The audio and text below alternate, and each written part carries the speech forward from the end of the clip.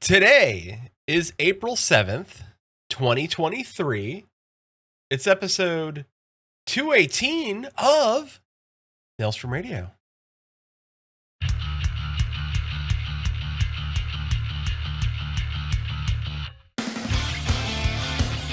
Maelstrom Radio.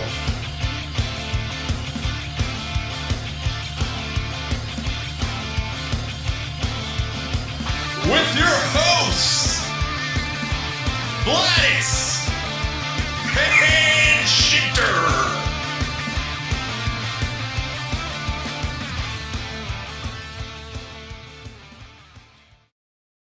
And welcome, everybody, back to Maelstrom Radio. My name is Peter. With me is my best friend and co-host, co-creator, co-conspirator, Quentin. Hi. I was going to say cocaine after, but hey. Cocaine. You just kept knocking out all the co-words. And this is Maelstrom Radio, a podcast. I think that's all and covered all the bases. So welcome. If this is your first time listening, hello. If this is not your first time listening, welcome back.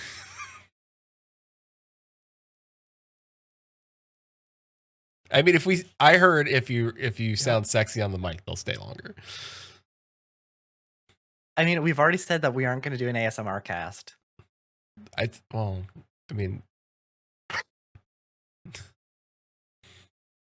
sorry, Peter. I've got the auto captions on, and Twitch just said something when you said that. Great. What did it say? That if we buy her, if you sell sex among, I'll stay longer if. What? Yep, that's what it said. Got some work to do. Maelstrom Radio does not condone selling sex. Well, I mean, no, actually, you know what? No, sex workers. No. We support sex workers. We support sex workers. Yeah. We don't support forcible selling of sex. There we go. Oh, yes. So forcing of anything is no go. So. But welcome. Oh boy, welcome to Maelstrom Radio. I'm going to turn off these captions because they are very distracting. That's the word, not disturbing. Welcome to Maelstrom Radio. We use the sex worker podcast. So hopefully you enjoyed the tavern tunes earlier. That was so good. And within the last week, we've been playing video games. So not as much as we would expect, but enough. A fair amount. Enough to say we did. It's true. Would you like to go first, or do you want me to go first? I can go ahead. I haven't really been doing a whole lot of Pathfinder lately. The community games was on pause last week, so we haven't really played anything since. I did play a little Pathfinder a couple weeks ago, but I haven't really been back in since. It's still a fun game. Kind of still reeling over the fact that I lost an hour and a half of content, or of like my progress. So I'll get back to it at some point. But lately I've been playing Guild Wars 2. That's been a lot of fun. I've been gearing up my characters, learning how to craft all the really, really expensive things. We're going to have a lot of stuff to do in that game, so still working. I haven't finished the story yet, but I am currently running through it for the second time on one of my alt characters with a friend. So that's been pretty fun, and I might have got him addicted. So all right. Sorry, Soul. Oh, is it Soul? I was gonna ask, like, I wonder if it's not Soul. Sorry, but it's Soul. Yeah. I listen. I want to make an effort to play that game, and maybe I don't. Maybe if you want to, maybe Barbarian's not the class. Maybe that's not the class for. Maybe that's what's driving me not to play it. I don't know. I mean, possibly, yeah. The other thing is, like, once you hit 80, I don't know if you hit 80. No, but once you hit 80 and you have your 3 different elite specs that you can choose, like each of those plays completely different from the core. Okay, it's good to know. So, like, what you play as a 0 to 80 character, what you play when you first hit 80, And both of those are different. Yeah. See, When you get any of the elite specs, it's a completely different game. I am also of the mind that I would also like engineer for some reason. So Base engineer, I feel like you wouldn't like, but I feel like the elite spec scrapper you might like. see, there we go. Because it's a very melee, tanky-ish, but like brawler type. Why not? Yeah, that sounds great. You may also like some of the elite specs of the warrior. Like Dragon Hunter is one where you get a big ass sword and you just like charge up and like massive damage hits kind of thing. Oh, okay, yeah, I like that. Yeah. I would do that. So it is one of those ones like you do have to kind of get through a little bit of the slog, and I am happy to run through it again. Or 8 more times. I mean, I do like the story, and it is nice going back to see, because I can go back and see and like, oh, hey, this is how they kind of like did this little thing later, or like they did this really, really early, and it's still relevant later in. Like currently, we're working through the first Living World season, so there's the base 0 to 80 game. Then there are 2 Living World seasons, and then Heart of Thorns is the first expansion. We're at the end of the first Living World series, but in the third part of that first Living World, there's a villain named Scarlet, and Scarlet is a really, really good villain who is very, very integral to this first part, but also plays a big part in the story leading up to and including Heart of Thorns, and then is still relevant in End of Dragons. Oh, a decade later. Great. So I thought that was really cool, and like they are doing some like interesting little callback stuff. I will not sugarcoat the fact that the base 0 to 80 experience can feel really, really boring, and getting through the first 2 Living Worlds is nightmarish. Mm-hmm. Cool. But it's a lot better when you have people running with you. Got it. Understood. Yeah, and to the point, like we just finished the last week, we finished the 4th episode, and we're almost on the 5th episode, which will finish up the first season. There are parts of both of those that you can't really solo. Got it. So, all right. I did at one point, my first playthrough, I did solo, but I soloed with another 20 people. So the only way that I cleared it was that all of us cleared it at the same time. It was. What if singularly together we banded together and did this separately? Pretty much. It's like you can't do this on your own. All right. And I also think there's other things that you would enjoy, like the meta events, because like who doesn't just want to go into a big, it's like remember the like old school big public events where like some god or creature would spawn and then everyone would go there and try to kill it. Yeah, that still exists. You can get a big dragon. Understood. And I can't say anything else without spoiling things. So there's some good content later on. Right on. But I did find the beginning kind of hard to do, but once I kind of got into the groove, it got addicting, and I did get through a lot of it. I'm very glad that I played through it in order, because the story makes a lot more sense and also like it's the quality of the story increases over time. It starts off pretty bad, and then it gets a lot better. Kind of the same way that Final Fantasy does, except Final Fantasy starts at a much higher level and then gets better and better and better. Yeah. This starts off at a pretty poor level and gets better and better and better, and then it gets pretty good. Okay. By the time you hit End of Dragons. Great. But yeah, it's been good. So I've been really enjoying that. I have my Mesmer maxed out now. My Ranger's maxed out on a bunch of stuff. I'm currently trying to gear my Mesmer up.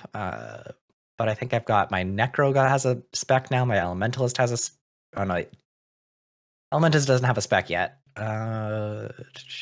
Guardian's got spec. I have a bunch of different characters now. All right. But yeah, it's pretty good. Nice. Other than that, we did our deep dungeon attempts. Yep. That was an experience, and I'm not going to spoil it because Chili's here. Yeah. But we got to floor 40. And we got to 440. 440. we got to 440.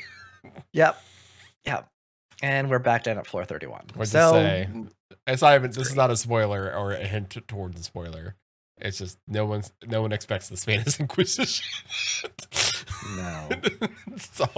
And it has nothing that has nothing to do with what happens on 440. Just no. That's a great way of describing it. So yes. Nobody expects it. We also were joined by our lovely producer Susan Sprinkle and Cass. Yeah. So, but in both part 1 and 2, our part 1 is our 0 to 30, and part 2 is our 31 to 40, including our attempt at the final boss. And those are both on our YouTube now. If you want to go and watch those, yeah, they're entertaining. Yeah, they're fun. You also played. Have you still been playing Pathfinder: Wrath of the Righteous? No, I mentioned at the beginning. I played it a couple weeks ago, but I lost an hour and a half of progress. Oh, that's right. You lost the progress. I thought so. You haven't been back since. to it. Okay. Yeah, that's a bummer. I have to go through it all again. It's more of like, it's a really long game. It's interesting. I enjoyed it, but given the option, I would play Guild Wars 2 over it. And since I have a reason to play more because I'm playing with people, then that just naturally where I go to. Yeah, it makes sense. Yeah, that checks out. Yeah. I mean, listen, if Pathfinder was multiplayer, I'd be on it. So, I mean, Baldur's Gate. Soon. Yep. We're gonna hop on that pretty quickly. Soon. So close. Almost there. So. And then we played Wingspan last week. We did play Wingspan. That was very calming. Susan won. Susan destroyed us. Yeah, I don't know where I don't know where it came from. Like, because I was all ahead in points for a while. So yeah, you were like strategically like getting all the points and doing everything, and Susan just didn't know what she was doing, or said she didn't know what she was doing, and then at the end, just like points went. Yeah. Also, she was like, "I win." I was like, "All right, cool." Surprise! Thanks, Wingspan. I grasped the concept. I still don't know how to master you. Susan, on the other hand, is a savant. Just walks in there. It's like, I did this. Doesn't remember the rules, but knows how to win. Yeah, it's like, whose line is it anyway? The rules don't matter. The points are made up. That's incredibly accurate. Yeah. Wingspan. I've been playing it through Hi-Fi Rush, and what a delightful game. It's got a very good beat. It's so good. So good. The characters are well written. I think they're also really well voice acted. The game is super bright and colorful. The animation looks very slick. The animation is very slick. The combat's so smooth. It's so smooth. And you don't feel punished for not being on beat, like which I kind of like. Yeah.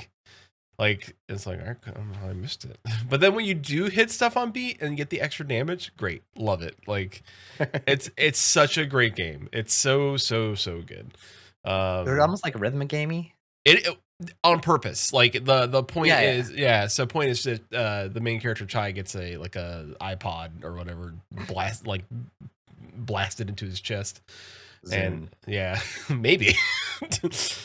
It kind of looks like a nondescript Zune / like old iPod. That's what it looks. And he can see the world, like he can see the beat of the world around him, and then everything around him is just like music based and beats. Kind of like the Matrix, but for music. Yeah, a little bit. Yeah. And it's great. There's a robot cat named 808, and Peppermint. And the hint dude. Yeah, the hint dude. Oh, the hint robot. Oh, but it's like nothing will come between us. Please pummel me. All right. You know, that kind of reminds me of Skelly. Hades. Yes, but the robot. Unless there's some weird like romantic path with Skelly I'm not aware of.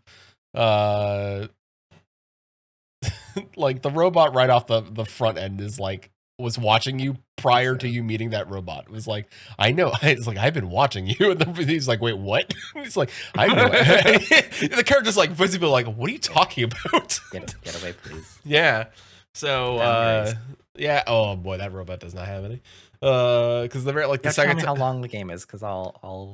It's fairly short. I like that. Well, it's probably like somewhere maybe 12 hours, I think. So it's not that long. It's not too bad. That's reasonable. That's reasonable, yeah. Yeah, so 11 to 14 hours. Yeah. Or 50 if you want to complete everything. No, I'm good. I'm just going to play through. Yeah, no, I'm good with playing through a game. play through it.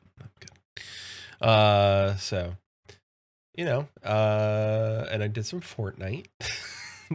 We all know that's the Dancing? thing. That's a thing. Yes, I did. That I logged in and they were like, "Hey, we made a mistake with the timing of the Geralt of the Witcher stuff, and here you have all the extra items." I was like, "Oh, cool! I got all the stuff that I didn't have." So, thanks, appreciate it. So, I have an inflatable horse. What's going on in Fortnite now? Right now it's like Neon City Japanese inspired season. So it's like there's a katana that you can get. The music's bumping. Who knows right now? Fortnite always has like a weird continuous story about this island, and like so right now it looks like there's like bad dudes and like gangs and stuff like that, and a lizard that wants to make sushi. So which I part of it, that lizard.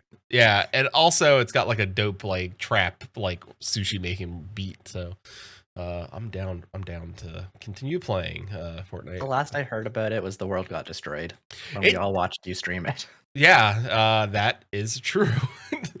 The world is still technically destroyed, and I don't know what they'll do for the next season, but so far it's good. I gotta give. I mean, it's updated to Unreal Engine 5. Unreal Engine 5, gorgeous. Like I gotta get like gorgeous.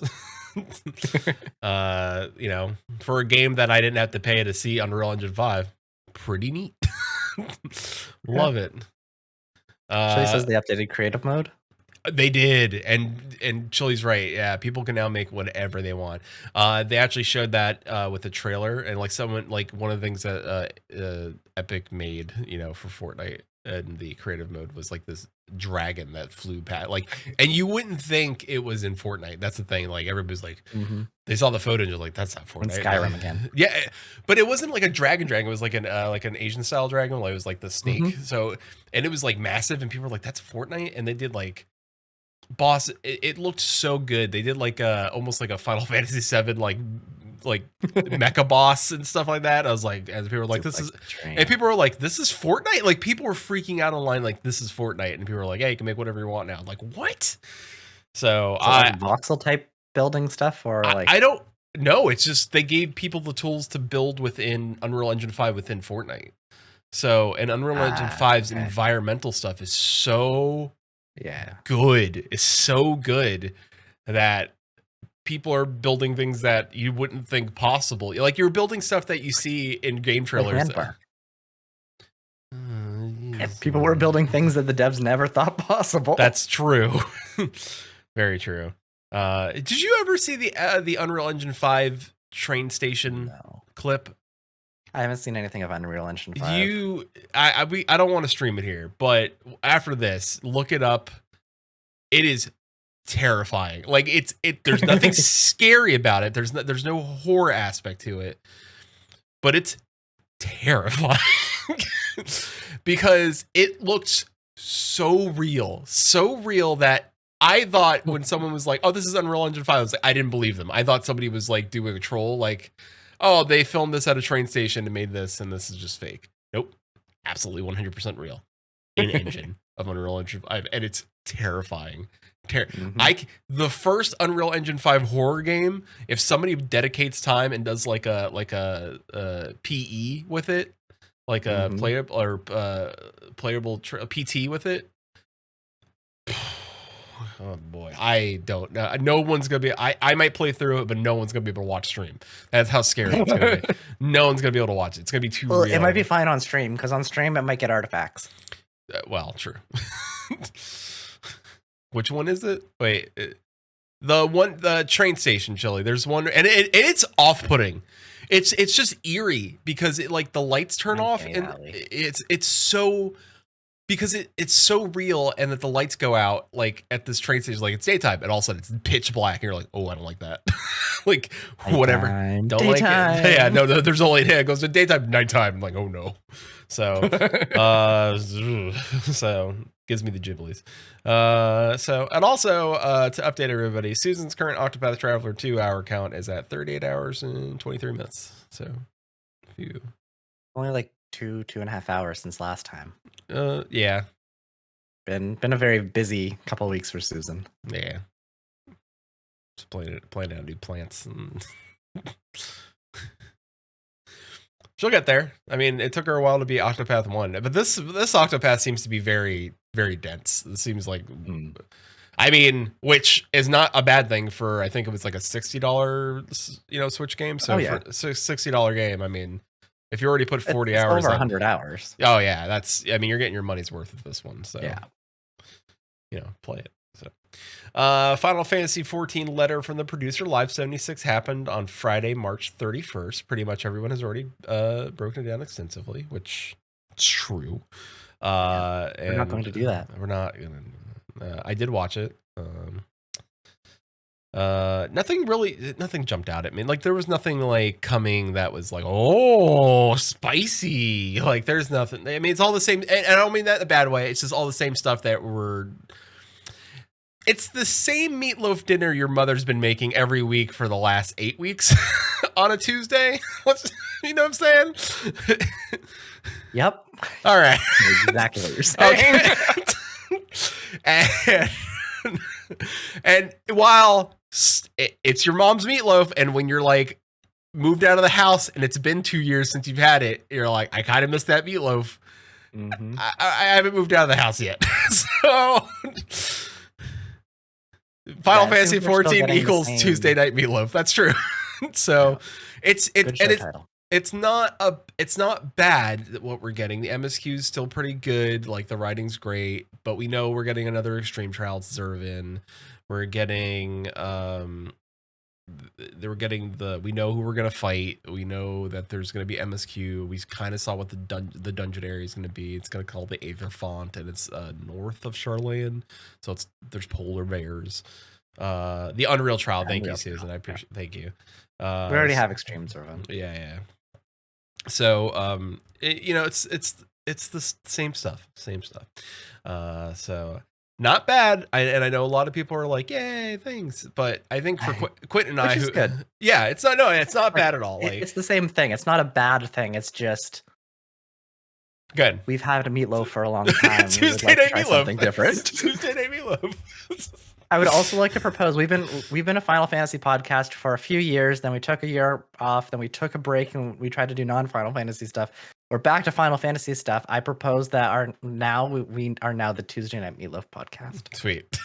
That's a great podcast. Tuesday Night Meatloaf is a great podcast. Maelstrom Radio returns. Yeah, Maelstrom Radio returns with Tuesday Night Meatloaf.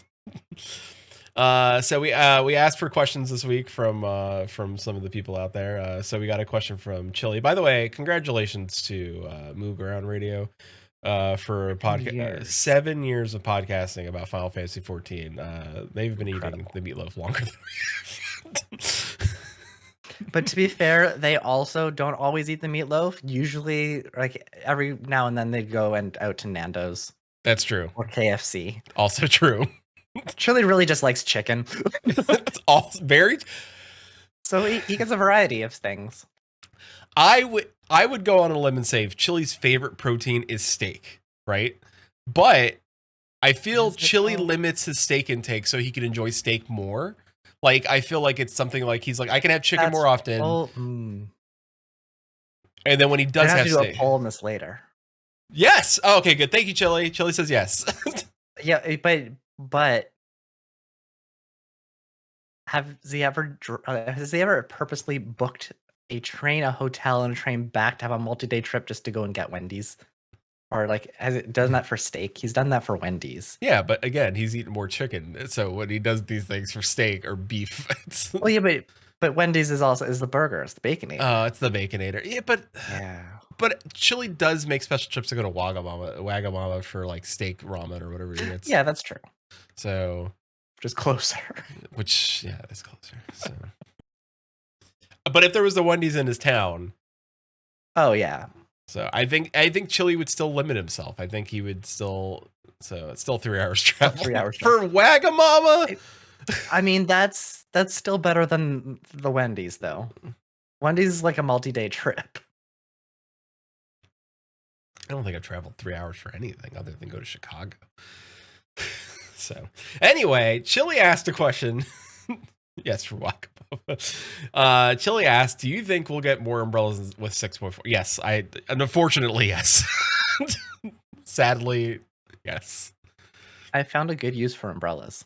I know you don't like them, I know. but I have a counter proposal. No.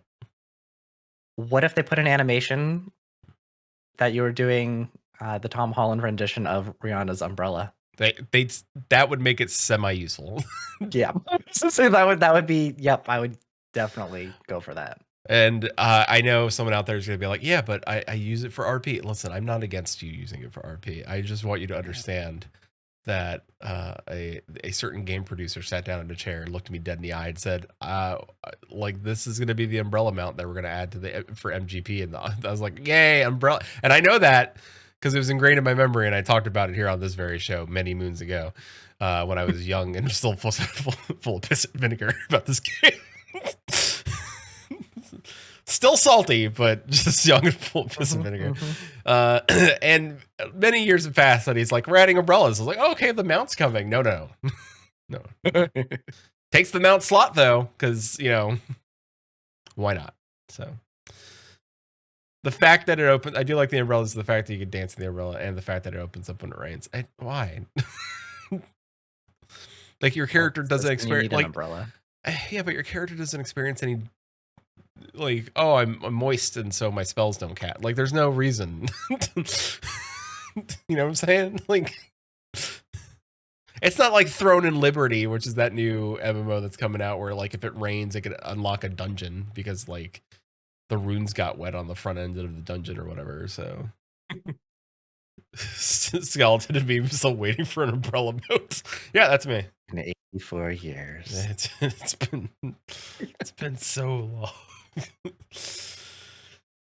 So do you want to answer the other question, or there's another question in here which I'm assuming is from our producer war. So yeah, like, wait, you want the producer question or Shandyman's question? It's up to you. Which one do you want to answer first? I'll hop down to Shandyman's question, then we'll come back to the other one so that we Okay. can answer everyone's stuff before we get into our stuff. Sure. So Shandyman Gaming sent us a question on Twitter, and that is, what is an IP that you wish there was an MMO for?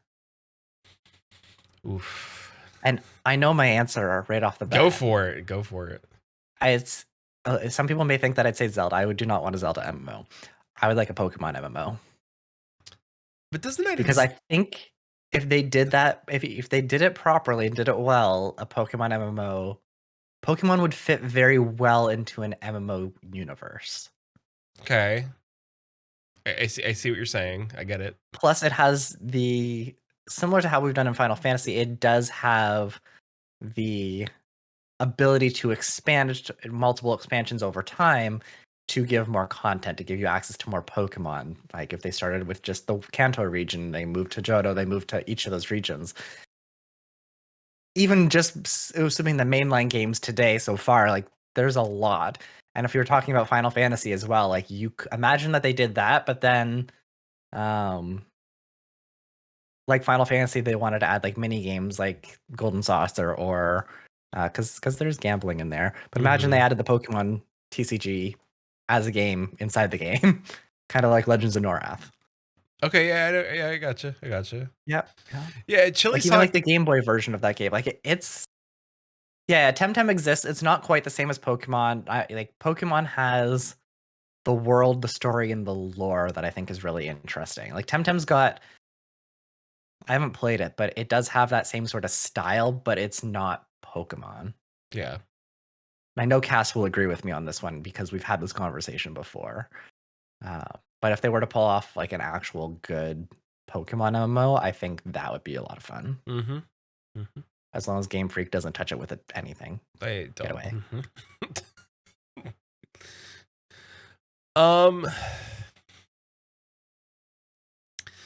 Oh boy, this is tough for me because there's some I would think like they've already done, right?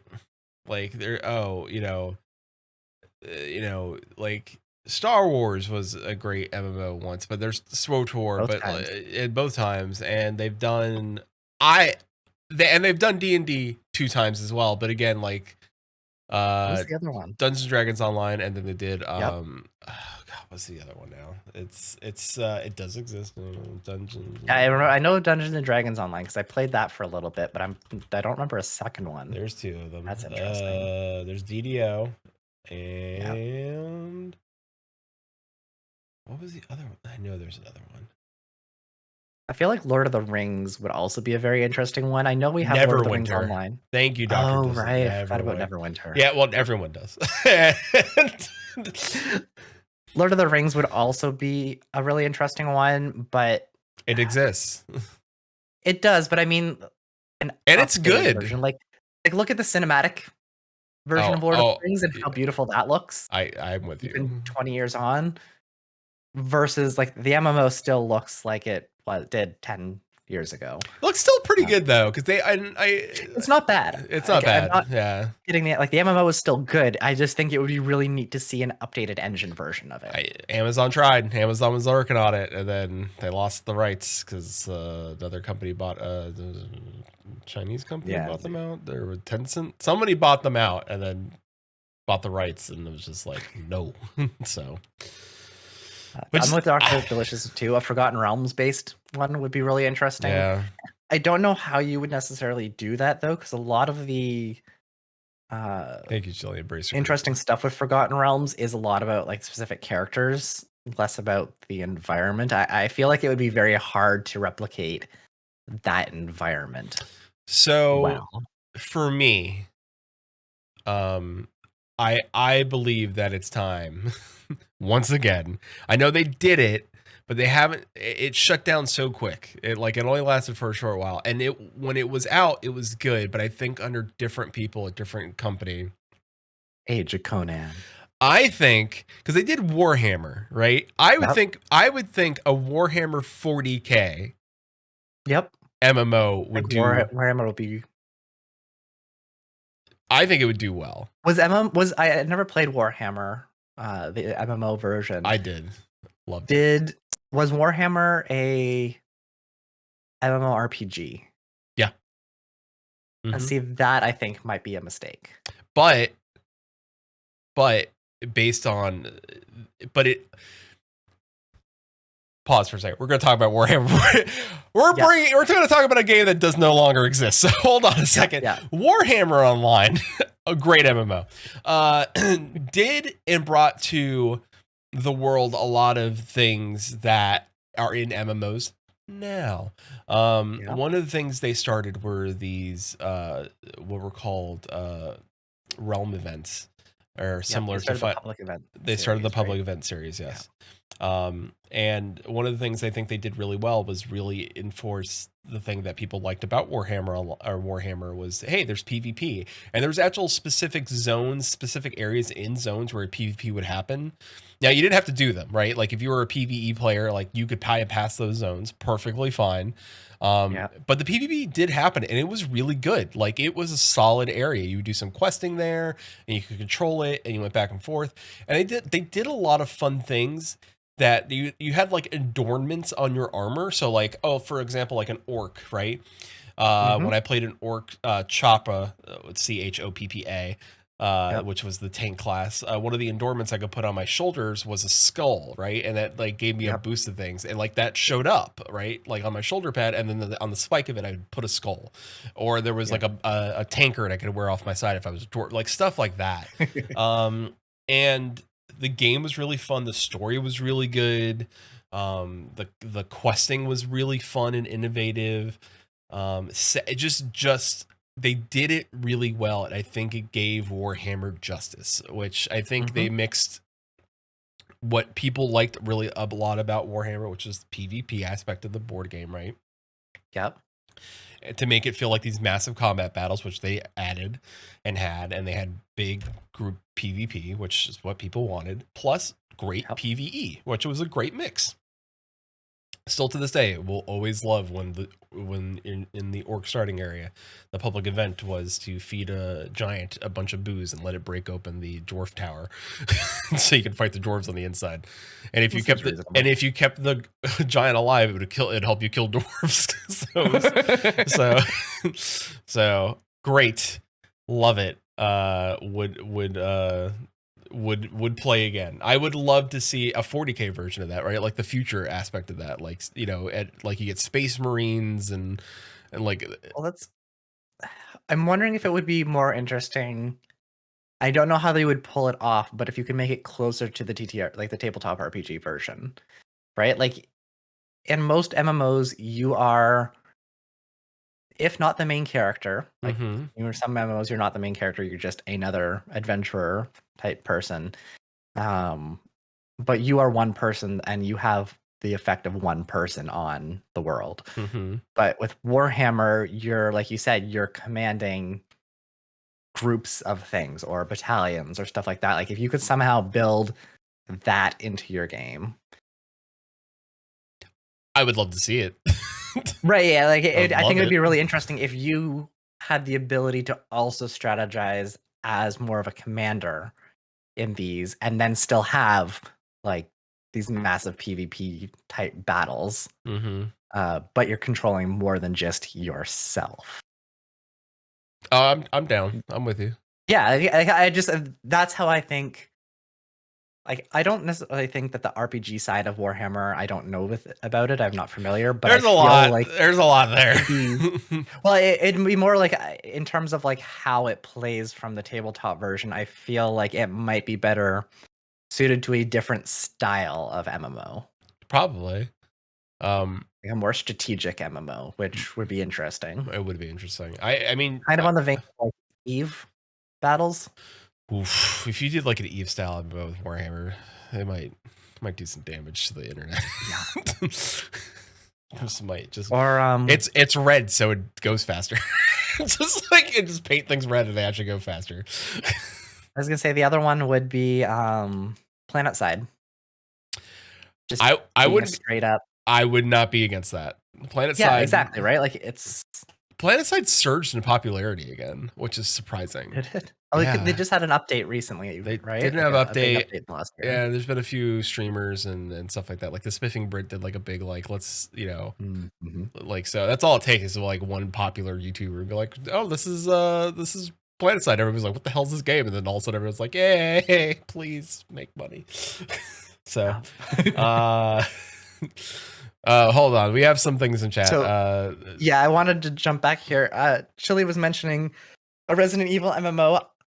I think that the lore in the world would be really interesting, but I don't think you could do like a zombie or a horror MMO well. Because an MMO has replayability, and horror games tend to work better when they're novel.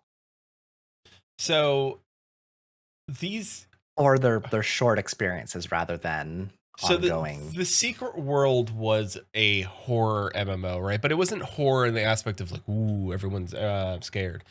It was more of a, I don't want to say it was Old God related. Like, I don't want to dive that deep into like that's what it was, but it really was like very horror. It was occult based, right? It was very occult based, and it was developed by Funcom. When it first came out, it did a lot of interesting things. Again, an MMO that reached for things that most MMOs never do.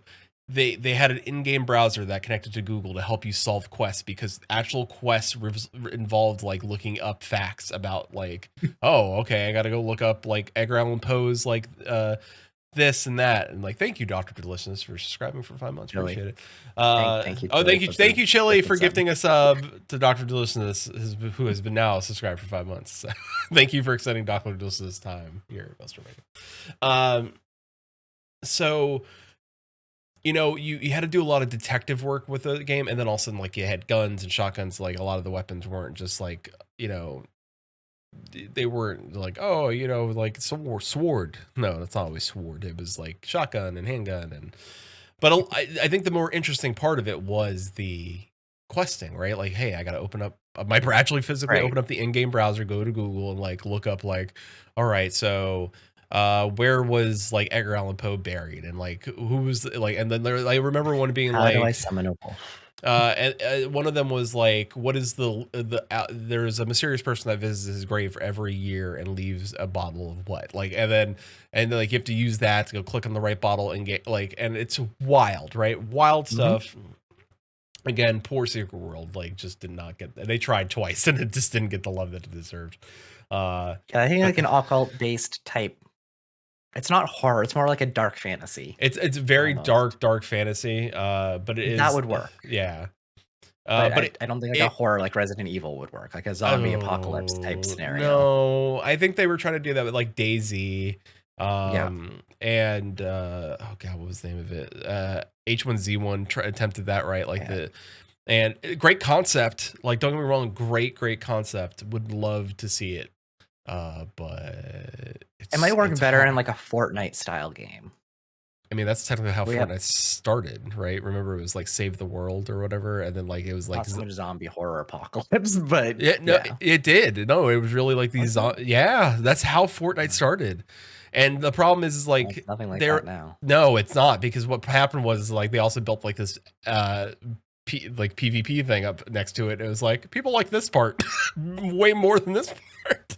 Now you can play the survival aspect of games still. I don't think anybody does.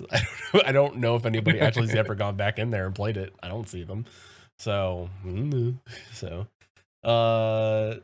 then Susan said, right, is there any no combat MMO being a there is a no combat, I'm sorry. So Susan originally asked, I haven't kept up with the series in many years, so it might have MMO features now, but what about The Sims? It would have a non-combat social MMO. And I do want to point this out, that The Sims had an online version that was kind of like an MMO back in 2002 is when it came out. I specifically could not play it because my computer did not have the 512 megabytes of RAM required in order to play it. So I actually upgraded my RAM to play it. To play it, and that took a while, and then I didn't actually end up playing it because I couldn't run it. It was so not gonna work on my system. But The Sims did have an MMO version way back when, and I don't think it has. It definitely has like online features now, in terms of like you can download content from other players, you can like import other people's characters and stuff. But it's not. I don't think they have like a chat or a social feature in that aspect. I remember the online of The Sims. I remember there was an issue because there was like somebody started the mafia in the online version of The Sims, and like people were actually forced to pay them, like, because they couldn't. They had no way of like, the devs had no way of like controlling it, and people were like, "Well, what happens?" They're like, "Well, you got to pay them." The devs are like, "We're gonna have to solve this." And people were like, "Well, what do I do now?" They're like, "Pay them." I was like, "All right." The concept of that that like social MMO, like one of the questions was like, do these exist? Like, and Chile even said like, there's one being made. I'm like, but they've been existing for years, for decades. I mean, all MMOs. We've had MMOs. Sorry. I said all MMOs are social MMOs. Just well, I mean, like social in terms of that's the primary. Oh, then purpose. Then you have like things like we have Gaia Online, Online, Second Life. I was gonna say Extra Life, Penguin. Yeah, like Second Life. I'm sorry, that's the one. Yeah. Yep, Second Life. Yep. Does Club Penguin still exist? I thought they closed that one down. I don't know. Club Penguin was there. Habbo Hotel was one. Like Hotel, these are all actual MMOs that have been around for 20 years. EverQuest existed 20 years ago. I don't know if they're still around, but EverQuest what? We don't really think of them as MMOs so much. VR chat. VR chat's really just like a big social MMO, effectively. Yep, you could just be whatever you want in there. You could be just a penguin. Just be a hot dog man in that game. So. Yeah. Yep, you could be. So and then Palia. Let's see. I can talk about things they've shown. So I can. Does it have combat in it though? It does. It does have combat. But it's. I would say the combat is more of a. You're hunting an animal to catch its leather to make a couch. Not so much you're going out to fight the goblin like it's not like that to my knowledge. And I have to like be careful of what I say because I can only talk about what they've shown. Yeah. So it is that one will be a very, very social forward game because the concept behind it is world in which you are trying to befriend the neighbors and of the world and make your house cute. So think Animal Crossing MMO style, but it's going to be free to play, and they haven't really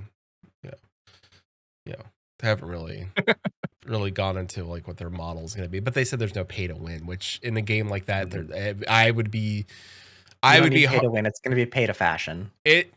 That's exactly what it's going to be. It's going to be pay to fashion, which it's going to make money. Like, and I think there's going to be a group of people that want that.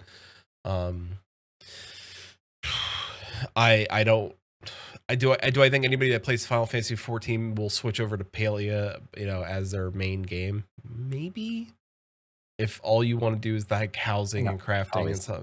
But you can always, you can do both. Like so. Final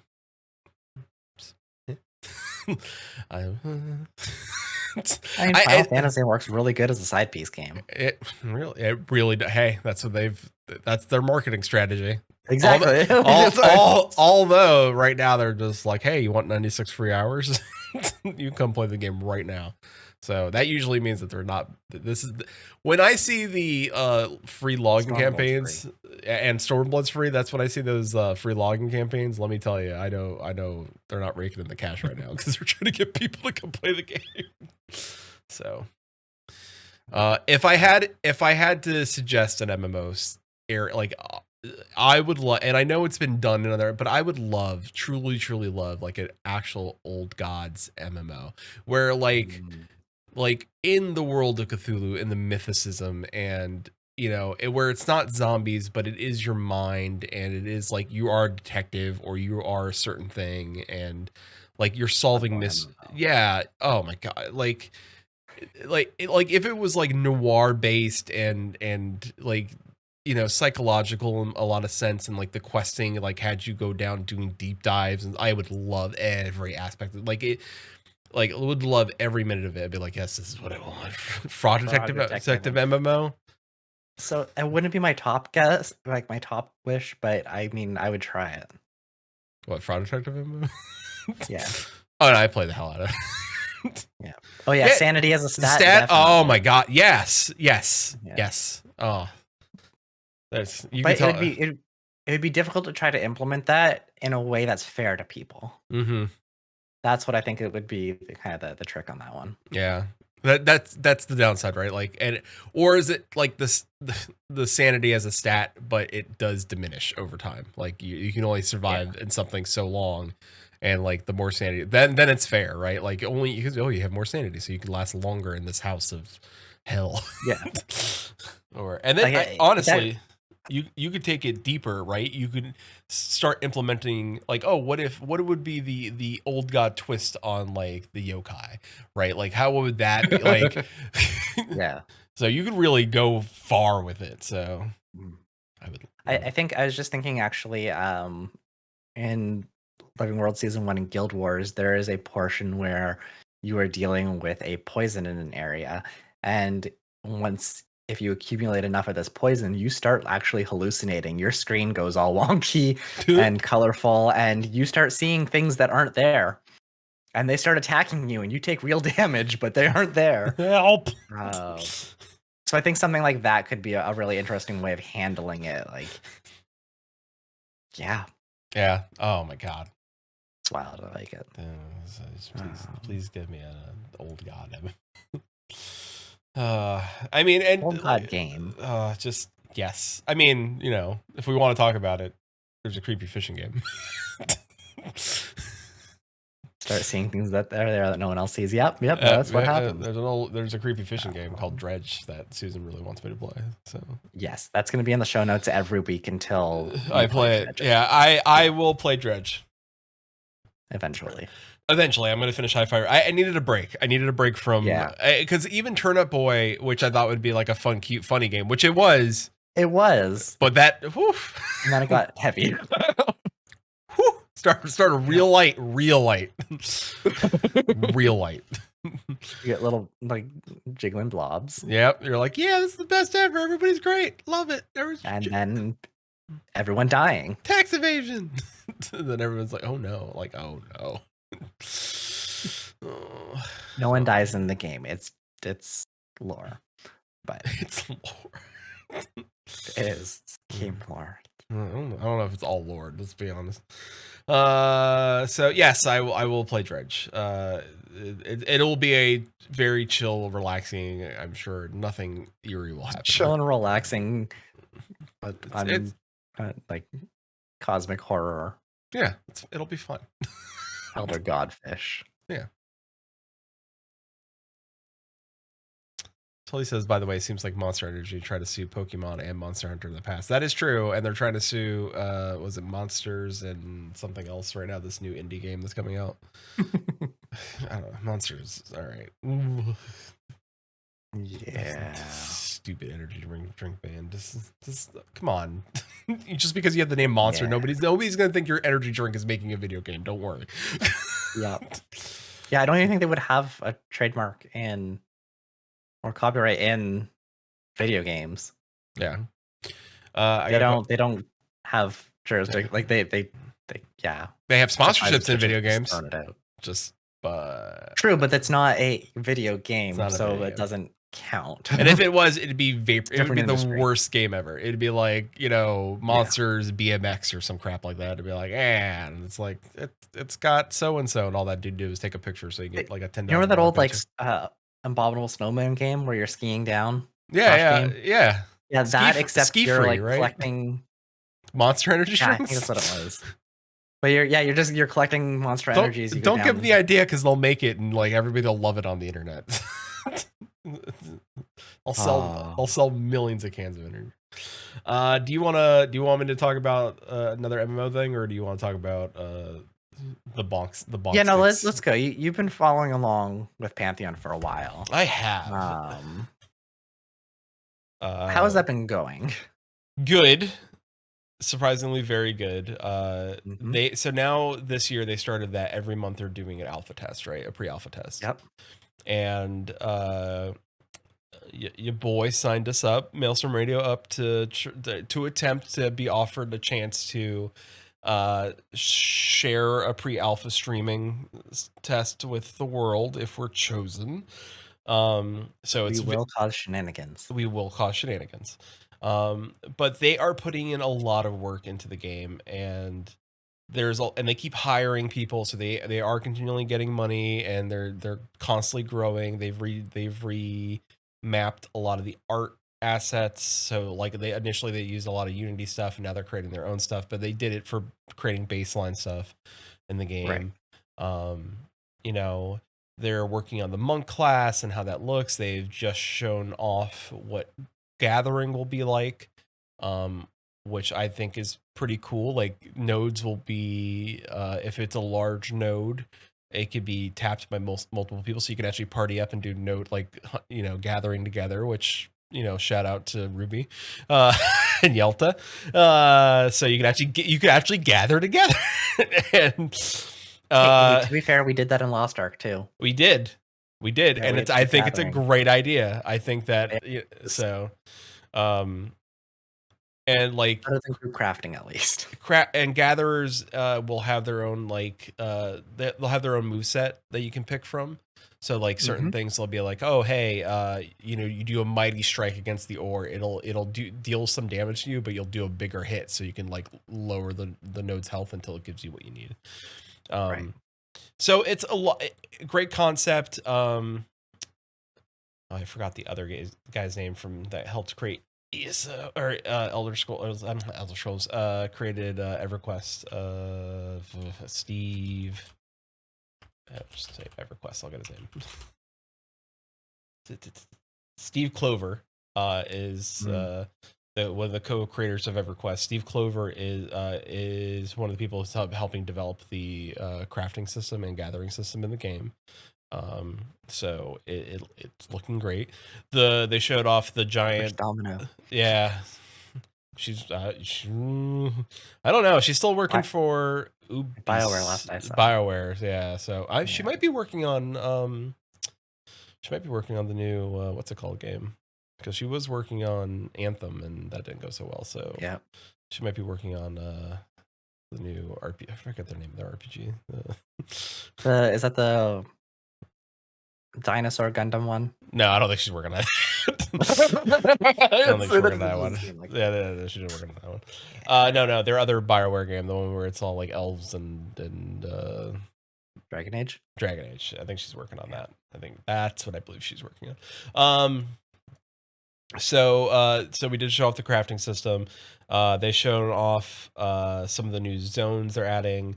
The gnome zone. It's so weird to see gnomes living in trees, because I would associate that with elves, but the gnomes live in the trees, and I think that's so interesting. So they are trying to do some different things. Makes sense. And it does.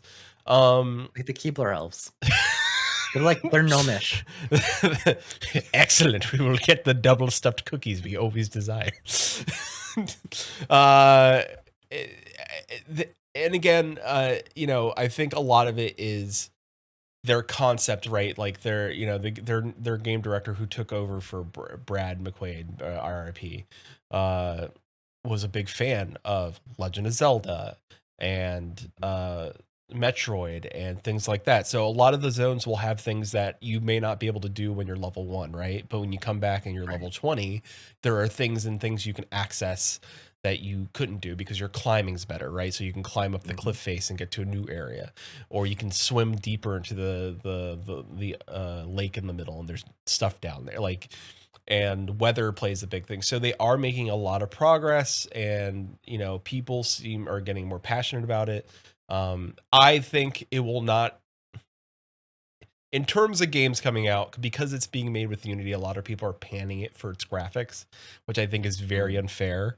I would rather have a fun game than a graphically beautiful game, because your graphically beautiful game could be hot garbage. So, but people also need to remember that graphics tend to be one of the final things to get polished in a game. You don't need, like you said, you don't need good graphics in order to test all the other systems. So don't waste your time on those until those systems are final and you're ready. Yeah, once you're ready, then you can put all your time and effort into making it look really good. And I'm a big fan of them being so open with development, with even people that are not paying, right? If you pay, you get some extra tidbits. Like you actually get it's later released to the public, but there's a special Q&A with the devs that the backers can do. I think at no matter what level you can, as long as you backed, you can sit there and ask them questions every month, and they'll answer.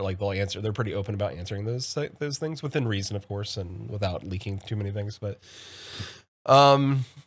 I think it's great. And you can go to their website, they'll show you what they're working on, what they're redoing, what they've completed. And one of my favorite systems is their questing system and how it works, right?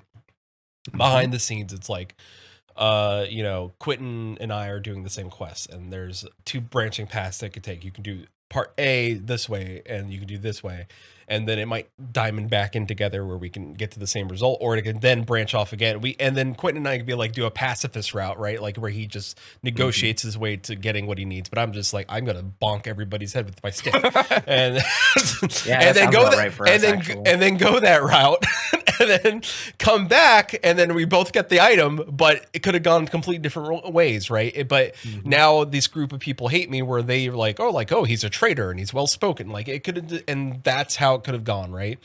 And I like that. I like having choice in games. I think that's interesting. There were some other games that were trying to do that. I've seen it in play so far with some of their testing. It's very interesting how it works. Bring back diplomacy.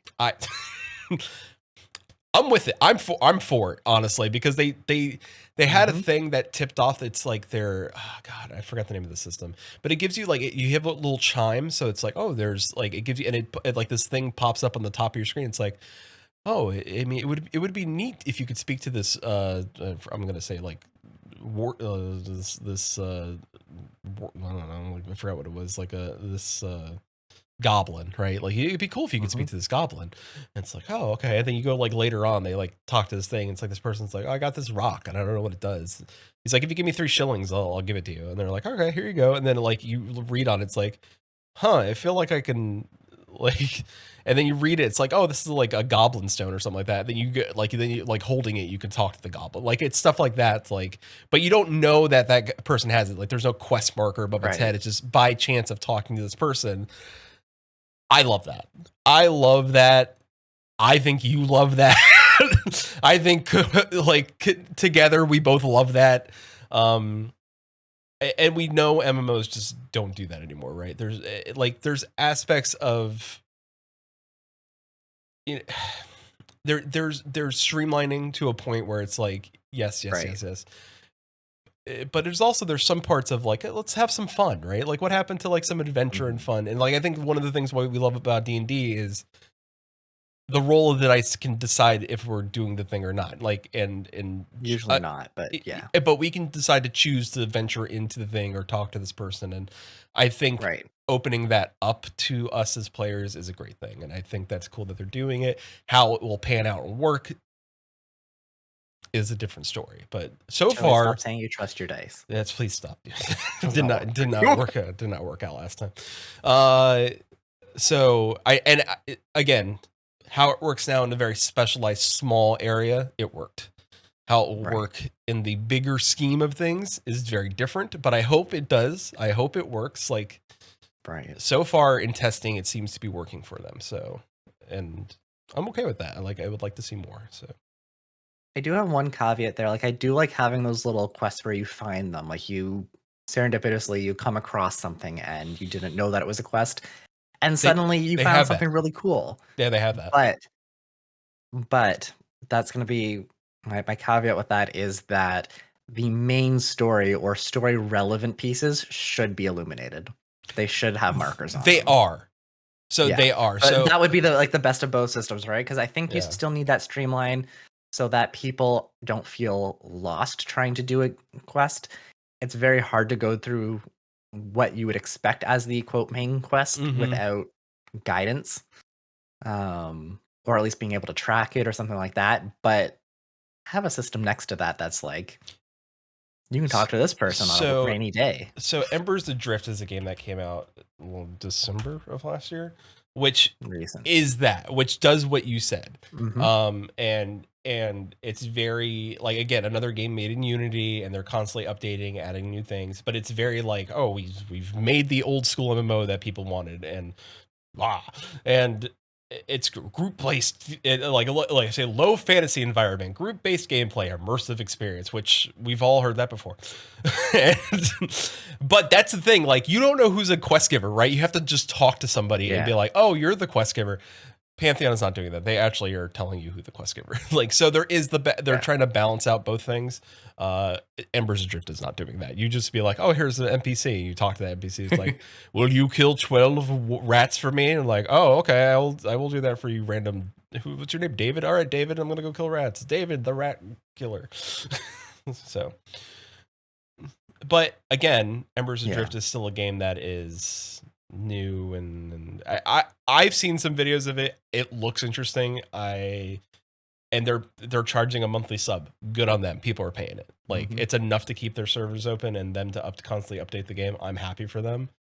That's all you need. That's all you need. So, but for me, for Pantheon, I have backed only one game and learned my lesson once, right? I almost am at the point where I kind of want to back Pantheon. I think that if someone like Co-Carnage is like, I'm willing to put a lot of money and actually be not a backer, but a full, like, here's a large sum of money, and this could easily hurt my livelihood because he just streams, right? So like, I'm sure he does other things and has brand deals and all that stuff, and I'm sure he'll be fine. But that's a large sum of money to lose, right? Like that's an investment. That's not I'm a backer and I want my money back. They might give your money back. An investor might not get to see their money back. So that could hurt his family and his house and like that.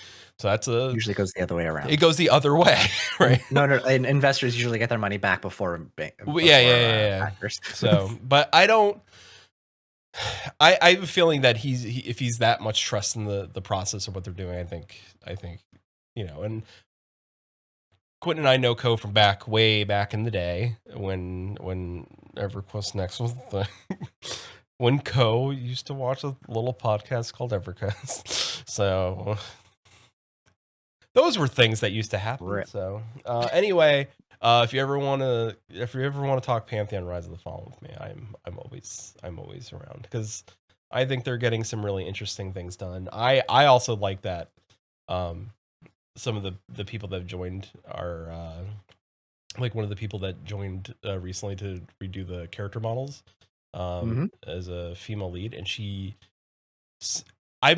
they interviewed her talking about the character models, and I was so enthralled with how she described like human movement and everything, like down to like she was like, oh, I did this so it looks this way and it flows better. I was like, I would love to listen to her talk about character modeling for all the characters that she's redoing, all of them, because she sounded, one, like in love with what she was doing, and two, felt like she's like, oh, they're giving me so much freedom to like really like. I was like, I love that. So they're like really trusting her to do it. I was like, I love that. So 10 out of 10 would. The only problem I have with Pantheon is the same that I have with most games, in that it is still pre-release. It is still well before release time.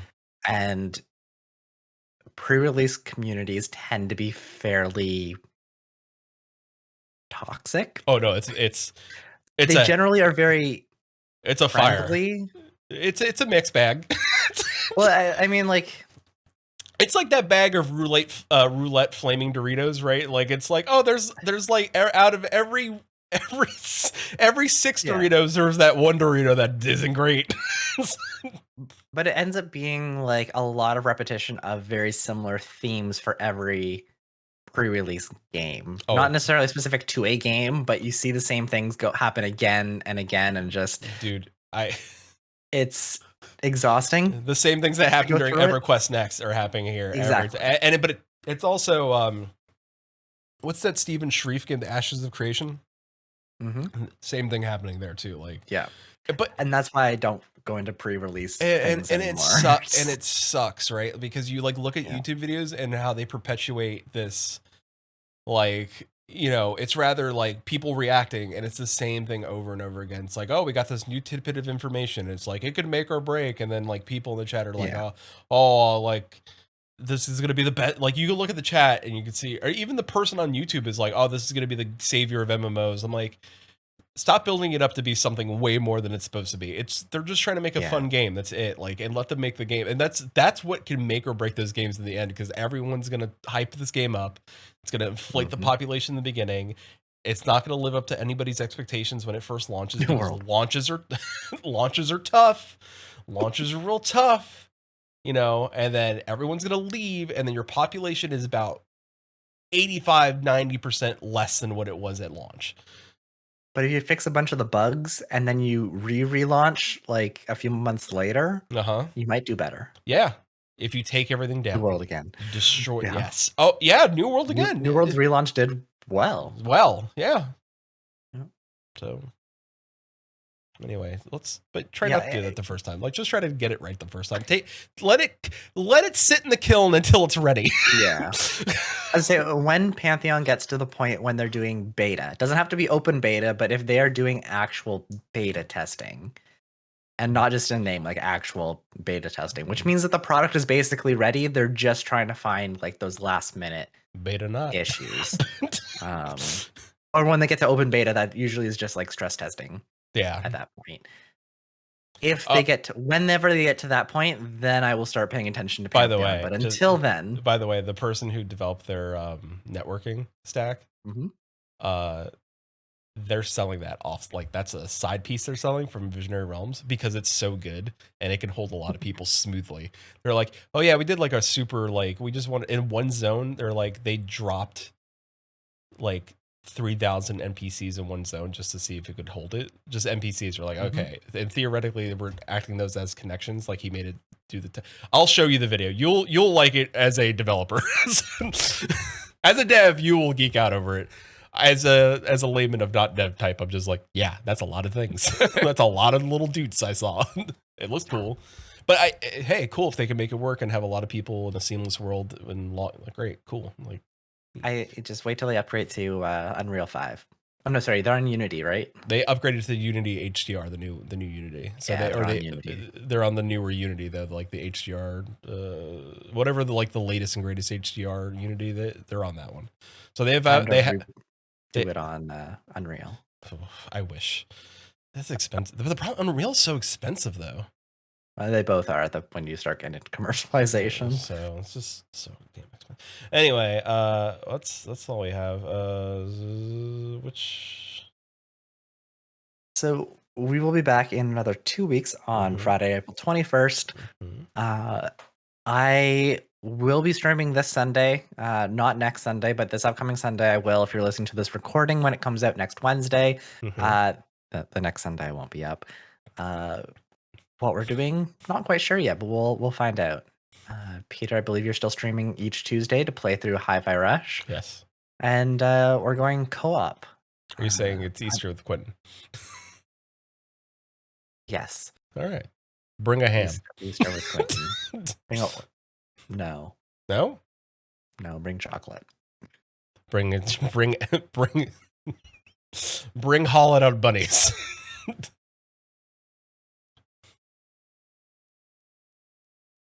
Chili said yes. Sorry, I was thinking of Vieira there. Anyway. You want to hollow? Never mind. Oh, yeah, that's why I'm like, wait, we're not going there. Tuesday night. Anyway, stick around. Pay attention to our social media on Twitter, Tumblr, Discord if you want to know what we're up to. And yeah, let's leave it at that. And the sea swallow it all.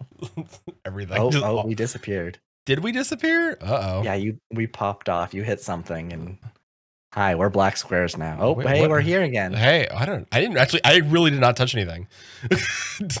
I looked over and like, you're right. We were just black squares for a second. All right. Well, they got swallowed by the sea. Oh, we did. That's all I took. So that's how it happens. Everyone's like, sea swallows all. That's what it looks like. Nobody knows what's at the bottom of the sea. It's scary down there. SpongeBob. Oh, no. Well, as always, till sea swallows all. Are you ready, kids?